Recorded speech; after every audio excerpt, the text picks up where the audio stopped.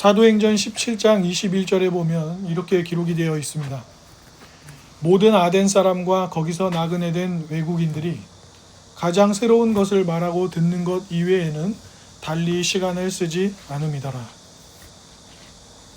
즉 사도 바울이 전도 여행을 했던 당시 아테네, 지금의 아테네죠. 아테네에 갔을 때 많은 사람들이, 그곳에 있던 많은 사람들이 시간을 가장 많이 쓰는 것이 새로운 이야기를 듣고 새로운 어떤 이론, 그런 것들을 듣는데 많은 시간을 쓰면서 살았다라고 하는 사도행전의 기록입니다.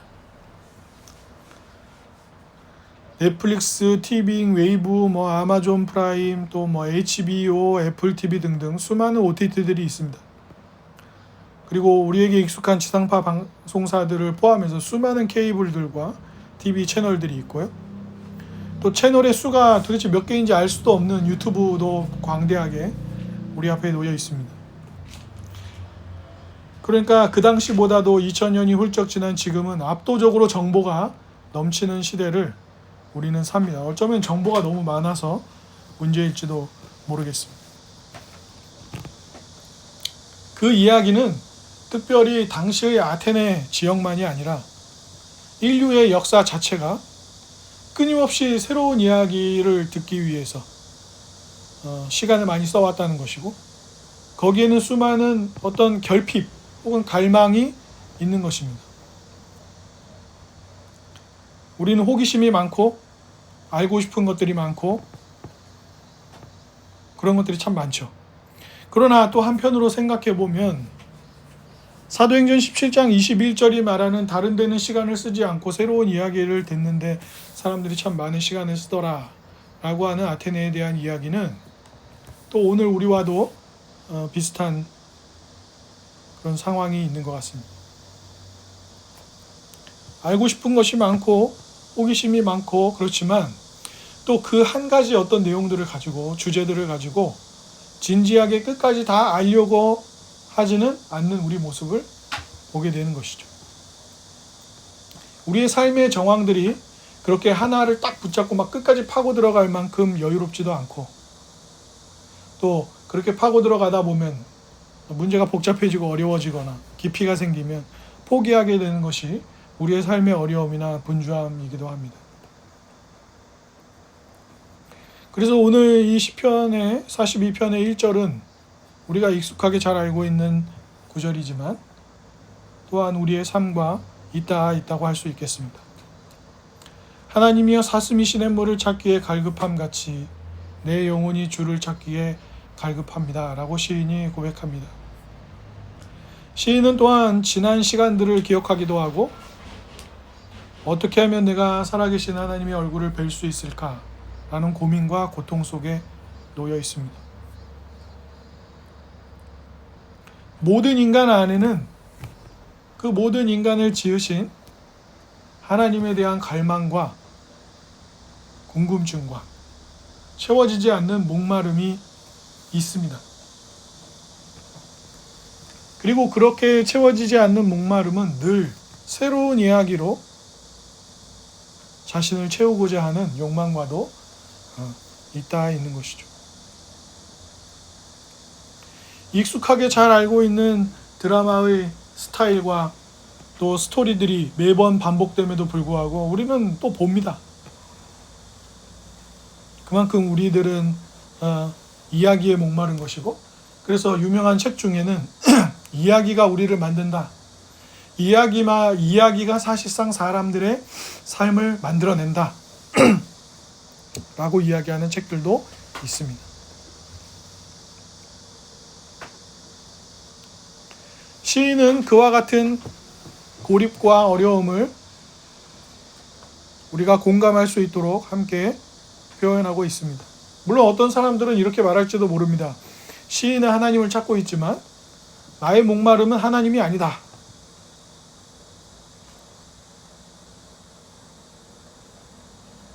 그러나 꼭 그렇지만은 않을 것입니다. 어떤 일이 일어나면 우리에게는 어떤 감정들이 찾아오곤 합니다.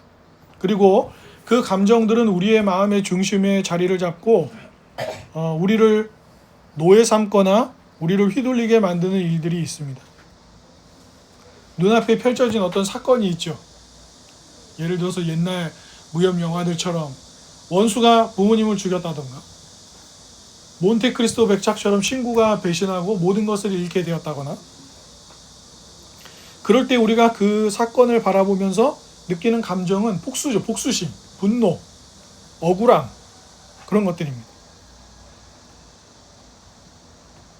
때로는 굉장히 비논리적이고 문제가 있어 보이는 것에서조차 우리는 감정을 느끼죠. 그리고 그 감정은 반드시 어딘가로 흘러가게 되어 있습니다. 전 세계적으로 극우화의 문제가 대두되고 있어요. 근데 역사적으로도 그렇지만 언제 이러한 사람들이 좀 자기 생존에 대한 열망이 강하고, 그것이 잘못된 극우 정치 혹은 그런 나치, 제국주의, 민족주의, 그죠? 그래서 이탈리아나 독일이나 일본처럼 세계 대전의 전범 국가들이 되게 하는 그런 일들. 근데 왜 그 사람들 히틀러를 따르고, 왜 말도 안 되는 독재자의 이야기를 듣고, 일본만 해도 왜 말도 안 되는 정치인들과 천황의 이야기를 들으면서 미국까지 공격하는 지경에 이르렀을까요? 그게 뭐 아름답고 어떤 정말 대단한 결과를 얻을 수 있다고 생각한 걸까요? 그런 일들이 주로 언제 생기냐? 잘 분석해 보면 격차가 심해질 때요. 격차가. 무슨 얘기인지 이해하시겠습니까? 경제적인 격차든 지식적인 격차든 간에 아마 경제가 주 요인들인데, 격차가 커져서 사람들이 갭이 너무 큰 차이가 느껴, 나는 이제 저런 어떤 내가 꿈꾸는 평범한 삶이라고 하는 것을 살기가 어렵겠구나 라고 느낄 때 사람들은 다 더 자기 생존이나 이런 데 몰입하게 돼요. 그러면 어떻게 돼요? 이웃들의 삶에 대한 이해가 점점 떨어지고, 이웃들의 삶을 이해하고 싶지 않고, 지금 내 코가 석자인데 내가 너를 왜 신경 써야 되냐, 이렇게 되면서 자기 생각만 하게 됩니다. 자연스러운, 이건 역사에서 계속 반복됐던 이야기들이에요. 그러니까 경제적이거나 다른 여러 가지 이유로 격차가 커져버리면 반드시 꼭 혁명 이런 거 아니더라도 어떤 테러나 이런 것들이 일어날 수밖에 없어요. 사람들이 계속 억울한 심정을 갖게 되거든요. 저 엘리트라고 말하는 사람들, 저 부자라고 말하는 사람들, 자기들끼리 저렇게 살고 우리는 뭐 열심히 안 산 것도 아니고 이렇게 힘들고 억울하기만 하고 이러면 어떻게 되겠어요? 그 억울한 감정들을 대중들이 계속 갖게 되기 때문에 사람들이 극우적인 주장을 하는 사람들의 이야기를 듣는 거예요. 잘 보세요. 지난 미국 대선에서 트럼프 대통령이 아메리카가 퍼스트다, 미국 백인 중심에 대한 이민자를 다 내쫓아야 된다, 멕시코에 그 콘크리트 벽 세워야 된다. 왜 사람들이 그런 얘기에 귀를 기울이죠? 그게 옳은 이야기이기 때문에, 좋은 이야기이기 때문에 귀를 기울이는 겁니까? 아니죠. 실제로 미국 중남부나 뭐 여러 가지 중심을 차지했다고 생각하는 백인들을 자극하는 거죠. 아시아 사람들이 오고, 한국 사람들이 오고, 일본 사람들이 오고, 중국 사람들, 싱가포르 사람들, 남미에서 수많은 사람들이 와가지고 그 사람들이 미국에서 여러분들의 일자리를 뺏고 있습니다, 이런 식으로 얘기를 하는 거예요. 네. 여러분들의 일자리를 그 사람들이 뺏고 있습니다. 불법 체류자들이 오고 있습니다. 내가 대통령이 되면 다 내쫓아 버리겠습니다. 철벽을 세워버리겠습니다. 그러니까 어떻게 되는 거예요? 내 삶이 힘드니까, 내 삶이 어렵고 생존을 해야 되니까 그런 얘기에 귀를 기울이는 거예요. 히틀러가 하는 말이 옳고, 히틀러가 유대인들을 학살하는 일이 옳아서 참 독일 사람들이 지지한 게 아니란 말입니다. 이미 세계 1차 대전을 통해 가지고 독일은 경제 파탄이 난 나라였어요. 거기에 대해서 그래서 몇몇 나라들이, 그 경제학자나 이런 사람들이 독일이 돈을 갚을 수 있도록 만들어줘야 된다. 완전 파산시켜버리고 독일이 전범국가로서 돈을 갚을 수 있게 안 해주면 그게 더 나중에 문제가 될 수 있다 그랬거든요. 근데 그 말 안 들었어요. 그러니까 나중에 이제 히틀러 같은 사람 나오고 나치당 만들고 사람들을 선동하고 할 때 거기에 휩쓸려 가는 것입니다. 사랑하는 여러분, 무엇이 여러분들에게 말하고 있게 하고 있습니까? 무엇이 여러분들을 움직이도록 하는 이야기입니까? 우리가 예수 그리스도를 믿는다고 말하면서도 우리가 밥 먹는 일, 직장에서 동료들과 만나는 일, 학교 생활하는 일, 공부를 하는 이유, 건강을 돌보는 삶, 이런 것들에 하나님의 말씀이 우리의 삶의 중심에 있는 것이 아니라 늘상 수많은 그런 OTT, 유튜브, 카톡방에 돌아다니는 말도 안 되는 가짜 뉴스들, 그런 것들이 우리를 움직이게 할 때가 너무 많지 않습니까? 당장 우리에게 어떤 사건이 벌어집니다. 그러면 그 사건 앞에서 다윗이 한참 어려웠던 시절에도 다윗은 맨날 뭐 했죠? 너무 웃기지 않습니까? 하나님 갈까요 말까요? 올라갈까요 말까요?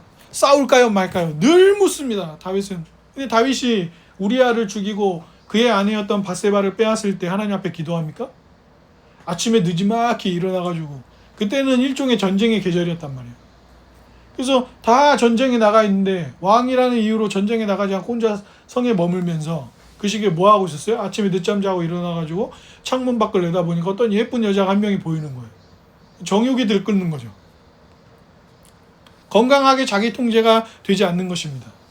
자기가 하는 행동이 나쁜 행동이라는 걸 다윗이 몰랐을까요? 알지요. 근데 다윗을 움직이고 있는 건 뭐예요? 정욕이에요. 정욕. 내 마음이 어떤 유혹이 찾아왔고, 그러면 나는 그거를 해야 하는 거죠. 왜요? 나는 권력이 있으니까. 나는 권력이 있고 위치가 있기 때문에 그 위치로 그런 말도 안 되는 범죄를 벌이는 것입니다. 주 안에 사랑하는 여러분, 여러분은 어떤 이야기를 듣고 계십니까? 시인은 예배하는 자리로부터 멀리 떨어져 있었습니다. 시인은 하나님의 임재를 누리고 싶었지만 원하는 만큼 하나님의 임재를 풍성하게 누리지 못했어요. 그래서 내가 성의를 지키던, 거룩한 날을 지키던 사람들과 함께 동행하여 기쁨과 감사의 소리를 내며 오히려 그들을 하나님의 집으로 인도하였던 예배를 이끌었던 사람인데, 그 일을 생각하면 이제 내 마음이 상할 정도의 고통스러운 상황에 놓이게 됐습니다. 심지어 자기가 이런 상황에 놓여 있자 이 사람의 적들은 이 사람을 조롱하기 시작합니다. 네 하나님이 어디 있냐? 네가 그렇게 좋아하고 네가 그렇게 대단하다고 말하는 하나님 도대체 어디 있는데 네 처지가 이러하냐? 조롱을 당하고 있는 것이죠. 그래서 뭐라 그래요? 그 사람들이 말하기를 하나님이 너를 잊은 것 같다. 야, 하나님이 무슨 너 같은 존재, 이 먼지와 너 같은 인간을 뭘 기억을 하겠니? 그러면서 오히려 더 고통스러운 상황으로 빠져들었던 것입니다. 우리에게도 어떤 사건이 일어나죠. 교통사고가 날 수도 있습니다. 친구와의 관계가 깨질 수도 있고요. 경제적인 어려움이 생길 수도 있고요. 질병이 우리를 찾아올 수도 있습니다. 그때 여러분에게 여러분의 삶을 이끌도록, 여러분의 삶을 의지하도록 말해주는 목소리는 무엇이냔 말입니다. 제가 여러 차례 말씀드린 적이 있습니다. 목사라는 삶의 자리는 그렇게 아름답고 복된 자리가 아닙니다. 남들이 보기에는 직업적으로 충실하게 하나님의 말씀을 전하고 성례를 집행하고 교우들을 돌보는 것처럼 보이지만 굉장히 위험한 자리입니다. 왜 그렇습니까? 남들이 보기엔 하나님을 사랑하고 이웃들을 사랑하기 때문에 목회를 하는 것처럼 보입니다. 그렇게 보일 수 있어요. 그렇게 보여줄 수 있습니다. 속일 수 있다고요. 그런데 절대로 속일 수 없는 것은 하나님이. 왜요? 뭐 때문에 이걸 하고 있냔 말입니다. 뭐 때문에? 무엇 때문에 설교를 합니까? 무엇 때문에 성경을 읽고, 무엇 때문에 기도를 하고, 무엇 때문에 교우들을 만나고 교우들을 위해 기도하고, 무엇 때문입니까? 유명해지고 싶어서 그런 건지 아닌지 우리가 어떻게 알아요? 사람들에게 이름이 한번 휘날려보고 싶어서 그런 건지 아닌 건지 누가 아냔 말이에요. 더 기가 막힌 얘기를 해드릴까요? 부모라고 다 부모입니까? 아닙니다. 기본적으로 부모이기 때문에 갖는 마음이나 삶의 태도 같은 것들이 있지만, 얼마나 많은 부모들이 자식을 버리는 줄 아세요? 얼마나 많은 부모들이 자식을 방치하는 줄 아십니까? 얼마나 많은 부모들이 잘못된 사랑으로 자식의 삶이, 인생을 대하는 태도가 비틀어지고 엉망이 되도록 만드는지 알고 계십니까? 최근에 몇 달 사이에 참교육이라는 드라마가 지금도 아마 넷플릭스 탑10 안에 들어있던데, 왜 그렇게 사람들의 마음을, 그리고 다른 나라 사람들까지도 왜 그렇게 참교육 그 드라마를 보면서 유쾌하면서도 한편으로는 엄청나게 씁쓸해했나요? 그것이 우리가 보고 있는 학교에, 교육이라는 것의 현실이기 때문에 그랬던 것입니다. 학교에서 학생이 어떠해야 되는지, 선생님은 어떠해야 되는지, 어떻게 하는 것이 건강한 학교 생활을 하는 것인지 우리가 모르나요? 여러분, 대한민국의 입시 제도가 건강하다고 누가 말합니까? 대한민국의 입시 제도, 이 수능 제도, 이렇게 대학 가는 지금 현재의 교육 제도나 교육의 내용이 건강하다고 말하는 사람 있나요? 거의 없습니다. 근데 왜 안 바꿔요? 다 알잖아요. 대한민국의 입시 제도가 문제가 있다는 걸 전 국민이 알아요. 이거를 바꿔야 한다는 걸 다 압니다. 근데 왜 안 바꾸냔 말입니다.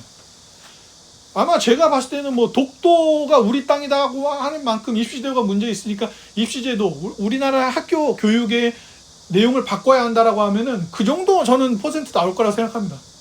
네. 그런데 왜 안 바꿀까요? 그렇게 다 동의하는데 왜 바꾸지 않을까요? 우리를 주도적으로 이끌어가는 이야기가 뭐예요?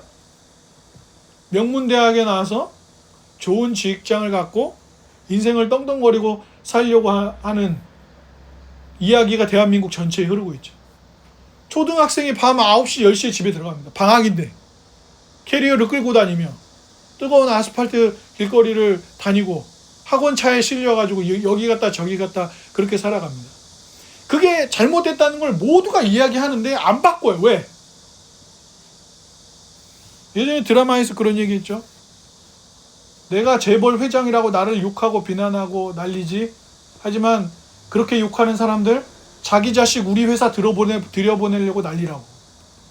자기 자식이 우리 회사 들어오면 좋아하고 난리라고. 그게 대한민국 사람들이 교육을 바꿔야 한다는 걸 알면서도 마음의 중심에는 어떤 이야기가 흐르는 거예요? 우리 아들도 서울대 나와서, 서울대 법대 나와서 검사가 되거나 판사가 되거나 김앤장에 가서 연봉을 정말 막 몇억 몇십억씩 받는 그런 변호사가 돼가지고 살기를 원하는 거죠. 그러니까 모두가 대한민국 교육에 문제가 있다, 교육을 바꿔야 한다라고 다 이야기하지만 현재적으로 우리의 심장, 우리 사람들의 마음의 중심에 흐르는 이야기는 그런 이야기예요. 서울대, 연고대, 인서울대학, 거기를 나와서, 그리고 왜 거기를 가라 그래요? 왜 서울대를 가라 그래요? 어떤 학과를 가더라도 서울대를 가라 그래요. 왜요? 이 사회를 움직이는 엘리트층, 주도층들이 서울대를 많이 나오니까 최소한 네가 서울대를 가면 그 사람들하고 인연이 생기지 않냐. 그럼 나중에 뭘 하나 하더라도 더 기회가 생긴다.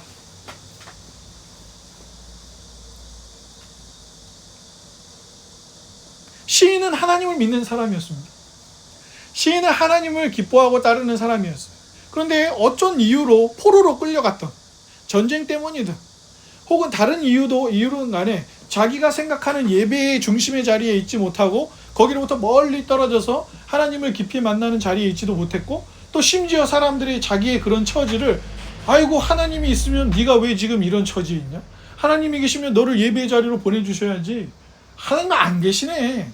하나님이 뭐 주무시고 계시네. 이러면서 자기를 조롱합니다. 자기의 마음에 하나님이 시인을 사랑하지 않으시는 게 아니에요. 하나님이 시인을 돌보지 않으시는 게 아닙니다. 여전히 하나님은 세상을 지으셨고 자신의 뜻대로 세상을 이끌어 가셨습니다. 그런데 시인의 마음에 갑자기 무엇이 찾아오는 겁니까? 시인에게 갑자기 무엇이 이야기하기 시작합니까? 하나님의 말씀이 아니라 사람들의 조롱입니다. 하나님의 말씀이 아니라 하나님이 나를 버리셨을지도 모른다는 두려움이 자기에게 말하게 되는 것이죠. 그게 우리의 삶이 그렇단 말입니다. 우리의 삶. 우리가 예수를 믿는다고 말하면서도, 우리가 예수님을 사랑한다고 말하면서도 정작 우리의 심장에는, 우리의 삶의 가슴에는 돈, 명예, 권력, 이런 것들이 우리의 심장에 유유히 흐르는 거예요. 제가 언제 목사로서 정말 가슴이 아프냐면, 많은 분들을 만나서 이야기를 듣다 보면은, 제가 요즘 이런 일이 있어서 뭐 이런 데 투자를 하고 있고 이런 것 때문에 이렇게 하고 있고. 할 수 있죠. 투자 왜 못합니까? 집 살 수도 있고요, 좋은 자동차 살 수 있고요, 좋은 데 여행 갈 수 있고, 다 할 수 있습니다. 근데 그 이유가 하나님하고 아무런 상관이 없다는 겁니다. 하나님과 아무 상관이 없어요. 그냥 사람들이 다 주식하니까 해요. 사람들이 다 여행 한번 가보니까 가는 겁니다.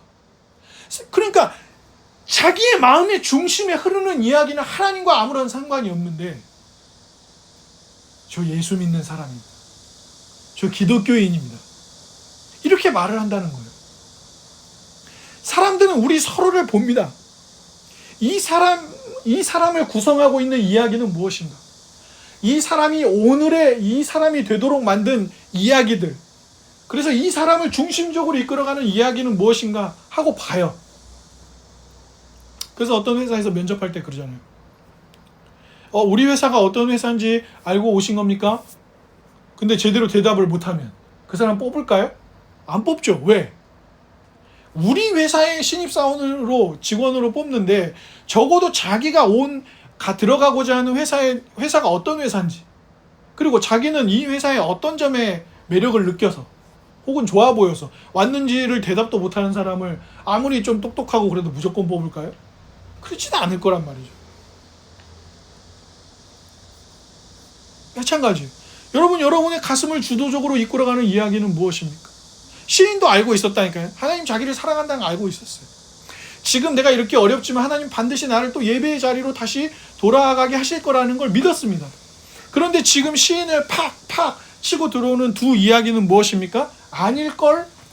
하나님이 널 안 사랑하실 수도 있을걸? 하나님이 너를 버리실 수도 있을걸? 하나님 지금 졸고 계실걸? 이라고 하는 것들이 말하는 거예요. 그래서 시인이 어떤 작업을 합니까? 오늘 본문에 5절 한번 같이 읽어보겠습니다. 본문의 5절입니다. 시작. 내 영혼아, 내가 어찌하여 낙심하며 어찌하여 내 속에서 불안해하는가? 너는 하나님께 소망을 두라. 그가 나타나 도우심으로 말미암아 내가 여전히 찬송하리로다. 또 반복합니다. 6절에서는 내 영혼이 다시 낙심을 해요.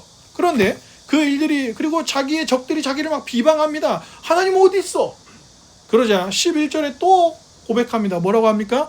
내 영혼아, 내가 어찌하여 낙심하며 어찌하여 내 속에서 불안해하는가? 너는 하나님께 소망을 두라.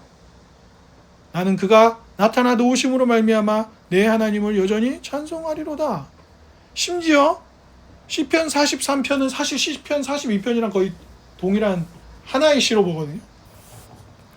시편 44편 1절에서 5절까지 있는데 5절에 또 이렇게 얘기해요.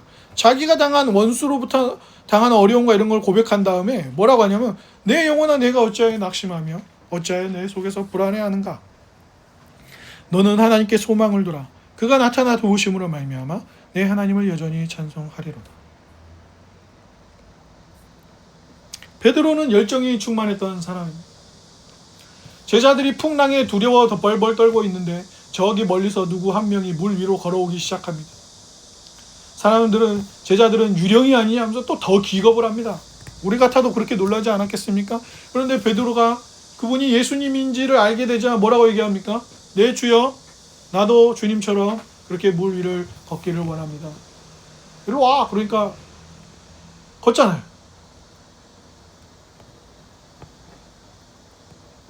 예수님이 이스라엘의 지도자들에게 끌려가 자신이 죽음을 당해야만 한다고 말했을 때 예수님의 멱살을 잡았던 사람이 바로 예수님을 꾸짖었어요. 자기가 제자인데 왜 스승을 꾸짖습니까? 우리 성경에는 그냥 꾸짖었다 이렇게 돼 있지만 굉장히 격하게 막 훈계하고 막 질책했다는 얘기입니다. 그게 예수님을. 열정이 충만했던 이 베드로를 보십시오.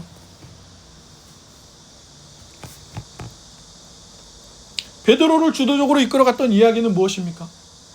인생은 적극적으로 살아라. 인생은 적극적으로 사는 사람이 잘 사는 거다, 이런 거지 않았겠어요? 그의 혈기나 기질도 영향이 있었겠지만 베드로는 늘 나섰고 늘 맨 앞에 섰고 늘 적극적으로 뭔가를 하기에 앞섰던 사람이기 때문에 그렇습니다. 그러나 베드로 전서나 베드로 후서를 읽어보십시오. 거기 어디에 그 혈기 충만했던 사람의 태도와 자세가 어디에 있습니까? 기다리라 그러고 참으라 그러고 인내하라고 말합니다. 그게 베드로하고 어울리는 단어들일까요? 복음서에 등장하는 초기 모습의 베드로와는 전혀 어울리지 않는 모습입니다. 그러나 베드로는 그렇게 바뀌어가는 것이죠. 왜 그렇습니까?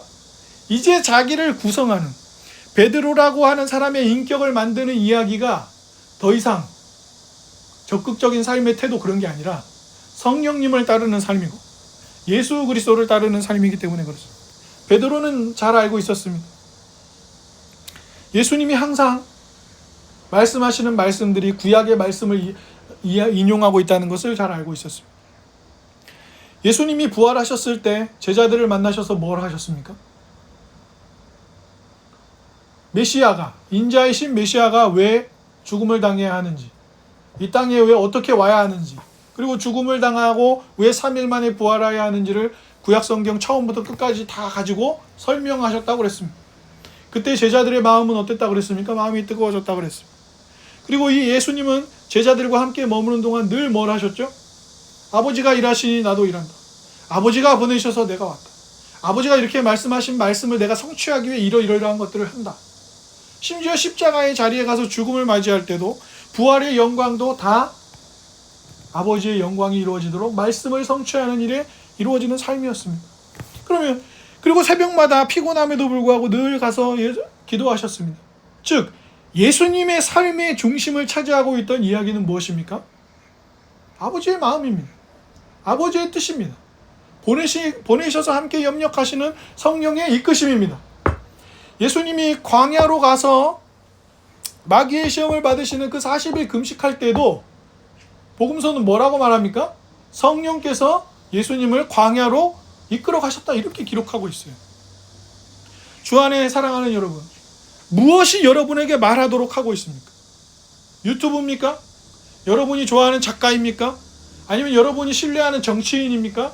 아니면 여러분이 좋아하는 학자나 선배나 친구입니까? 시인의 이야기를 들으십시오. 내 영혼아 내가 어찌하여 불안해하고 낭망하는고? 넌 너의 하나님께 소망을 두고 그분을 바라보아라. 그 이야기를 우리에게 모범으로 보여주신 분이 누굽니까? 바로 예수님 자신입니다. 예수님이 우리를 위하여 죽으시고 부활하시는 그 구원의 일을 왜 하신다고 하셨습니까? 왜 하신다고 하셨어요? 너희를 아버지께로 이끌기 위해서 그렇게 한다고 말씀하셨습니다. 우리가 하나님을 기뻐하도록, 우리가 성령님께서 우리를 이끌어 가시는 일을 기뻐하도록, 성령께서 우리를 찾아오셔서 말씀을 기억나게 하고 말씀을 깨닫게 하셔서 누구를 따르도록 하시는 거예요? 계명을 따르는 삶을 살도록 하는 거예요. 하나님을 사랑하기 때문에 하나님과 이웃을 사랑하는 삶을 살도록 부르셨는데 그 삶을 예수 그리스도께서 몸소 보여주셨고 그리스도께서 몸소 자기의 죽음과 부활을 통하여 우리의 삶을 거기로 이끌어 가시는 것입니다. 우리에게는 더 이상 다른 어떤 이야기가 필요한 것이 아니라 그 예수 그리스도의 구속 이야기가 우리의 삶의 자리를 차지할 때 우리는 복된 삶을 살아갈 수 있는 것입니다.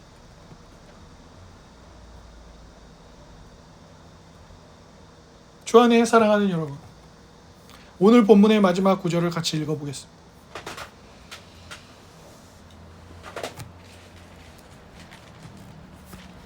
시작. 내 영혼아 내가 어찌하여 낙심하며 어찌하여 내 속에서 불안해하는가? 너는 하나님께 소망을 두라. 나는 그가 나타나 도우심으로 말미암아 내 하나님을 여전히 찬송하리. 먹고 마시고 입고 공부하고 친구를 만나고 어떤 사업적인 결정을 하고 하는 모든 일들에 말씀이 여러분들을 이끌도록 예수님의 말씀에 여러분을 내어놓으십시오. 그것을 기대십시오. 부자가 될 거다. 이렇게 되면 잘 될 거다. 이렇게 되면 이렇게 될 거다라고 하는 다른 이야기가 아니라 그분의 말씀을 의지하여 따라가십시오. 그러면 사마리아 여인처럼 나다나엘처럼 다른 어떤 것으로 만족을 누리는 것이 아니라 예수 그리스도만으로 누리는 복과 만족이 우리에게 있을 것입니다. 아멘.